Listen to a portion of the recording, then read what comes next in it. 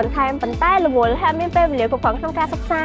ឥឡូវនេះសាលារបស់យើងបានបើកថ្នាក់សិក្សាថ្មីសម្រាប់ថ្នាក់ចុងសប្តាហ៍សិក្សាចំនួន7ម៉ោងកន្លះថ្ងៃសៅរ៍ចាប់ពីម៉ោង1រហូតដល់ម៉ោង5កន្លះនិងថ្ងៃអាទិត្យចាប់ពីម៉ោង8រហូតដល់ម៉ោង10ហើយអ្វីបានជាយើងត្រូវសិក្សានៅសាលាបញ្ញាសាស្ត្រអន្តរជាតិសាខាទី9ផ្លូវជាតិលេខ3ដែលហេតុកម្មវិធីសិក្សាតាមបែបស្តង់ដារអន្តរជាតិទីតាំងធំទូលាយនិងមានបរិយាកាសល្អថ្នាក់រៀនមានផាសុកភាពទៀតផងសិក្សារយៈពេលខ្លីប៉ុន្តែអ្នកអាចប្រើប្រាស់ភាសាអង់គ្លេសក្នុងការបំពេញការងារនិងការជំនួយដល់ការសិក្សាស្រាវជ្រាវនិងការប្រស័យទាក់ទងគ្នាសិក្សាជាមួយកម្មវិធីសិក្សាបែបទំនើបដែលធ្វើឲ្យសិស្សានុសិស្សងាយយល់និងឆាប់ទទួលបានចំណេះដឹង